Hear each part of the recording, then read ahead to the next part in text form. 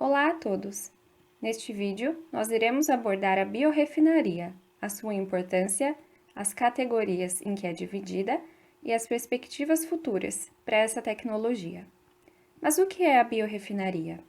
É o processamento sustentável de biomassa em um espectro de produtos por meio de uma instalação ou rede de instalações, que integra os processos e equipamentos. Abrange uma ampla gama de tecnologias capazes de converter os recursos de biomassa em seus blocos básicos de construção, como carboidratos, proteínas e triglicerídeos, que poderão ser convertidos em produtos de valor agregado, biocombustíveis e produtos químicos. Este conceito é análogo à refinaria do petróleo, em que há a geração de produtos derivados, como combustíveis e plástico. Temos aí um exemplo da importância da biorefinaria na produção de biocombustíveis, quando comparada com a refinaria do petróleo. A diminuição dos recursos petrolíferos e danos ambientais são os principais motivos pelos quais se busca soluções alternativas, capazes de conter as mudanças climáticas e reduzir o consumo de combustíveis fósseis, substituindo-os por combustíveis de fontes renováveis. Além disso, as biorefinarias podem explorar o potencial máximo da biomassa utilizada, agregando grande valor a ela e garantindo assim a sustentabilidade do seu uso racional, devido à redução da dependência da produção de somente um tipo de produto. Tendo em vista que uma biorefinaria é uma instalação industrial que, a partir da biomassa, gera produtos industriais ou energéticos, e que esses compostos produzidos podem já ter um mercado assegurado, caso seja, por exemplo, um substituinte de produtos petroquímicos já existentes, como é o caso de biocombustíveis, ou então produtos que podem ter uma nova funcionalidade e terão inserção no mercado. Nesse contexto, temos as biorefinarias de base energética e as de base não energética.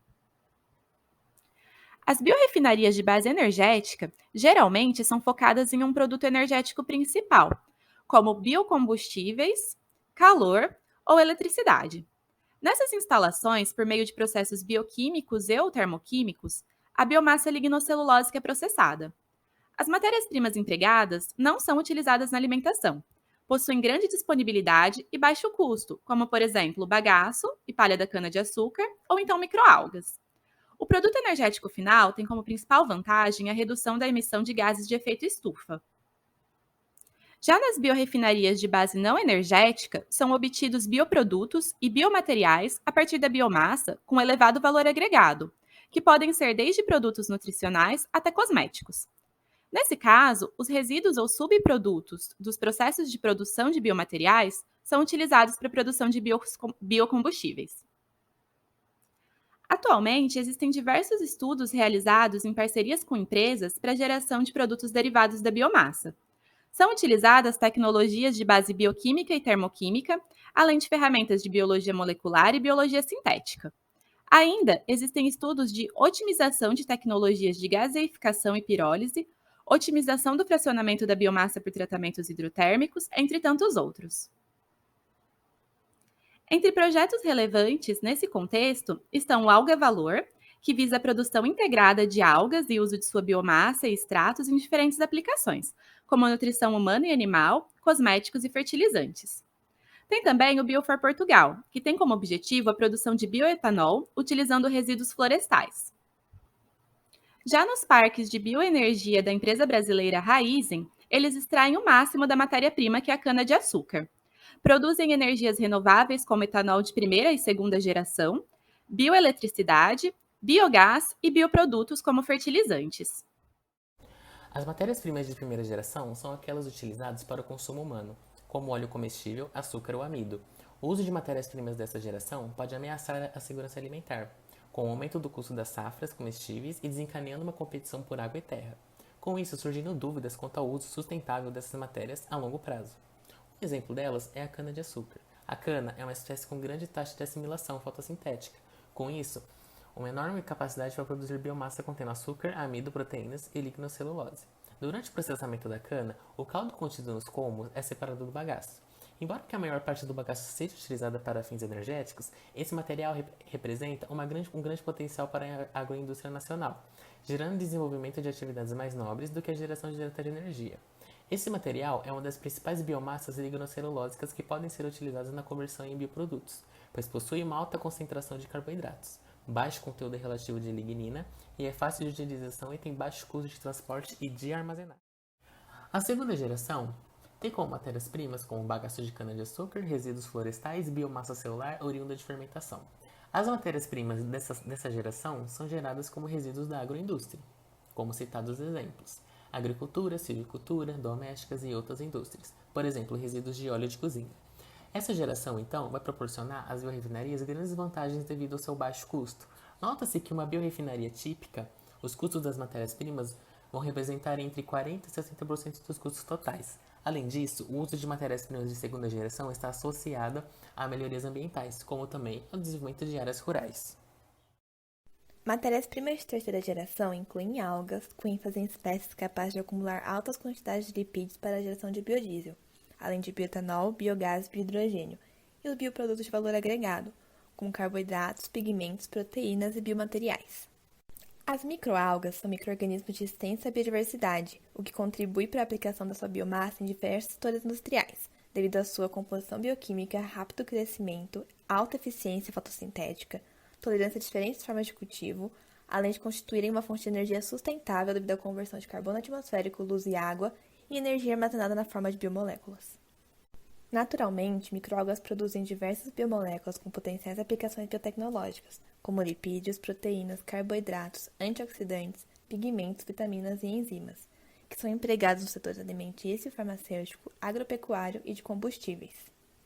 Os principais bioprodutos de valor agregado são os polissacarídeos, como galactanas sulfatadas e alginatos, utilizados na área de saúde humana, os lipídios, ácidos graxos, como ômegas 3 e 6, e esteróis, que são base de biocombustíveis e suplementos, componentes fenólicos, como fluorotaninos, comercializados na forma de cosméticos, carotenoides e ficobiriproteínas, pigmentos aplicados nas áreas têxteis, em alimentos e cosméticos, e tecnológicas, como os ensaios de imunofluorescência.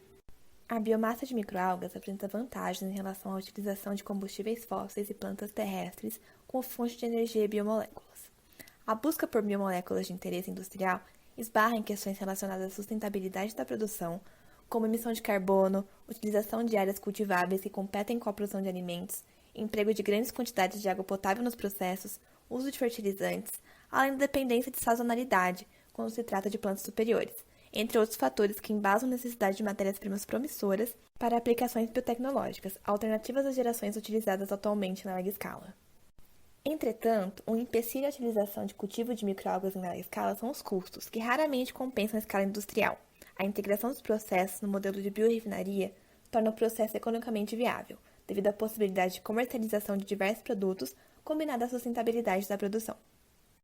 As matérias-primas de quarta geração englobam os micro-organismos geneticamente modificados, como as microalgas, e cultivos que não demandam práticas de agricultura, como a irrigação, e nem competem com a demanda para alimentação, como jatropha, mamona, caranja ou pongamia, plantas não comestíveis com alto teor de lipídios e também o CO2 proveniente de outros processos industriais.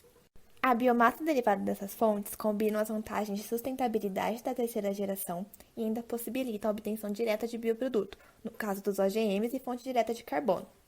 Entretanto, ainda são poucos os estudos acerca desses conceitos de biorefinaria, visto que são as mais novas gerações visadas para aplicações futuras. Perspectivas futuras, desafios e tecnologias. Como falado anteriormente, as microalgas são um tópico de bastante interesse para estudos em biorrefinarias. Elas são uma forma de produção muito eficiente no uso de recursos e são uma alternativa ambientalmente sustentável, pelo menos comparado com os meios de produção atuais. Além disso, as microalgas são conhecidas pela sua versatilidade. Então, apesar de elas já serem bem estudadas para a produção de biocombustíveis, a pesquisa na implementação das microalgas em produtos alternativos tem crescido cada vez mais. O uso delas em processos de catálise, principalmente nos ramos de produção de biomassa, fonte de alimentos, ração e matéria-prima são todos ótimos exemplos. Tem também ideias bem promissoras para o uso de enzimas em biorrefinarias. As enzimas em questão não são consumidas durante o processo de catálise, então é bem atrativo o prospecto de poder acelerar o processo e cortar gastos. Então existe um interesse muito grande nas áreas de prospecção e também do estudo de enzimas de interesse. E também o mercado de aplicação das mesmas, de criação de interfaces e adaptação de métodos de produção. Um exemplo interessante se encontra na indústria de papel, que estuda muitas espécies de fungos degradadores de madeira para melhorar o processo de digestão de biomassa no começo dos processos. No final das contas, a base dos prospectos futuros se encontra na melhoria dos processos que temos agora: simulação e otimização de parâmetros, adaptação de estruturas, redução de resíduos, expansão dos processos conhecidos e, em especial, a adaptação do biorefino para sistemas tecnológicos menos específicos constituem a expansão dos aspectos fundamentais, que formam a base para vencer as limitações atuais. Dito isso, é importante ressaltar que pesquisa e conhecimento são necessários, mas certamente não suficientes para promover a implementação integral do biorefino. Essa área tem muitas barreiras, principalmente associadas aos custos de produção, além, é claro, da manutenção da qualidade e atribuição de preços, mas também possui desafios infraestruturais, como o uso de terras, desafios na colheita e armazenamento do material. Por esse motivo que políticas e incentivos governamentais são um fator tão importante na determinação do tipo e taxa de implantação das biorrefinarias. Isso, entretanto, não diminui as diversas vantagens econômicas, ambientais e sociais que a biorrefinaria promove, e ela tem se mostrado um meio promissor para alcançarmos as metas de desenvolvimento sustentável. Estão na tela as referências usadas para a elaboração desse seminário e agradecemos muito pela atenção e participação. Obrigado.